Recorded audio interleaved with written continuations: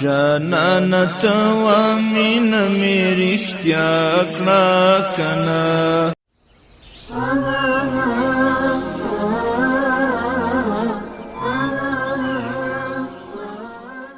حفاظت دی علماء په قسم پرسی کې وکړو، په غربت کې وکړو. بیا کله چې دا عالم مال چندې لراشي، جب له نه غواړي، ځان له نه غواړي، بچی له نه غواړي، د بچی واده له سوال نه کوي، زما دې مدرسې له سوال کوي، بیا هم زه د دې عالم مخالف یم. او که دی زما د پلار جنازې له ناوخته راشي هم دا مولا زه بې عزته کوم. که زما د زوی نکاح تړل له ناوخته راشي بیا هم دا مولا دویمې او درېمې له ناوخته راشي، د تقریر ټیم تیر شوی بیا هم زه دا مولا بې عزته کوم. لیکن دا عالم بیا هم ودرېږي. الله زما په دې مقتدیانو د رحم څادر راخور کړي.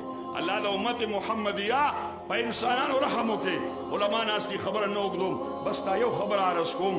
زمونږ دا علما، دا که سیاسي علما دي، دا که د خانقاه علما دي، دا که د درس و تدریس علما دي، دا که د تبلیغ علما دي او که د جهاد علما دي، الحمدلله دی چې هلته ودرېږي په کعبه کې قسم دی که بچوله دعا کوي. دا قسم کې حانس نیم منګه تلی عمرې له الله دې منګه او تاسو بار بار بوزي. یو عالم دی او هغه عالم سیاسي عالم دی، ځکه هغه ماته وی زما نوم به نښی. په کعبه کې ولاړو، په حتویم کې د میزاب رحمت لاندې ولاړو. اوس یو سړی دی ماسخوتن مون نه پس په دې کعبه مبارکه داسې دواړه د الله سیخې دي، کله تندې په دې کعبه مبارکه کې دي، کله په یو مخ کې دي او جاړي. زه ور نږدې شوم، ما نفل کول ور نږدې شوم، ما چې دی څه دعا کوي. قسم دی والله العظیم په دې قسم کې زه حانس نه یم، دا دعا یې کوله الله د پاکستان په مسلمانانو د رحم څادر راخور، الله د افغانستان په مسلمانانو د رحم څادر راخور، الله د شام په قسم په ذات باندې 15 منټه نه بچی له وغوښته، نه ځان له وغوښته، نه لور دپاره دعا وکړه.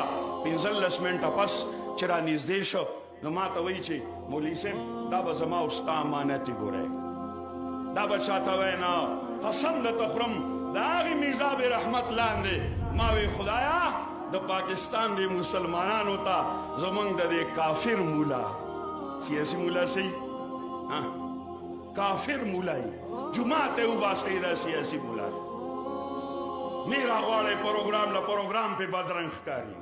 قسم دی ما د هغې میزاب داسې اسمان ته وکتل، ما وی خدایا د دې عالم د زړه درد د پاکستان د مسلمانانو ته لږ ته وښیې، دا ژړا یې ورته وښیې. عرض مې دا کوي عزتمندو مسلمانانو، دا علما زمونږ خیرخوا دي، دا زمونږ محسنان دي، هر ځای کې ورته موږ خبره وکړو، بیا هم راځي زما او ستا د خیر سوچ کوي، بیا هم راځي زما او ستا د خیر سوچ کوي. اوس زما او ستا دا خیر دا زما او ستا په کارېږي. نن چې دا علما دا مدرسه اظهار العلوم درېیم ټیپ دی چې باقاعده علما د دې طالبان فارغان دي. یو هغه مخکې کالو، یو تیر کالو، یو سخت کالو دلته چې مدرسه شروع کېده په نور جمال کلي جومات کې وه، بیا شاکر الله مفتی صاحب راغلی، ما ته یو ځل ووي موږ هلته یو ځای کې مدرسې ته اراده ده، نو وی تاسو هدایت حاجي صاحب سره هدایت حاجي ناست دی، تاسو ورسره خبره وکړئ چې دلته د دې فلانکي سړي ځمکه ده، دی دې ورسره خبرو وکړي په موږ د یو کنال ځمکه راخرڅه کړي. حاجي صاحب مونځ له راغلی و، ماښام ټایم و، که ماستانو ما ځان لږ ما شاکر الله مفتی صاحب راغلی و، داسې خبره یې وکړه. نو حاجي صاحب مخامخ زه نه وایم او نه زه مخامخ د چا صفت کوم، خو دا نن چې تاسو ناست یئ دا د حاجي صاحب برکت دی او د دې علماو برکت دی. ما ته ووایي چې بل چا نه باندې سوال کوم نو خپل ځای نه ورکوم. ما دا خو بهترینه خبره ده، ما هغې له مدرسې له ځای پکار دی او ته مدرسې له ځای ورکې. وی 2 ځایونه دي، یو دغه پورې ځای دی، یو دا ځای دی، دې کې چې د مولوي صاحب کم خوښي.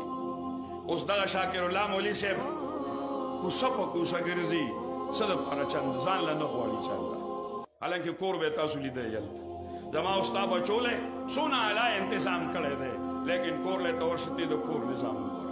دقه رنګې دا علوم شیرګل دی، دا شیوخ دي، دا ټول علما دي، دقه رنګې چې ما او تام د دې دین ملاتړ وګرځو، د دې علماو سره په هر میدان کې ودرېږو او شانه به شانه ورسره ودرېږو.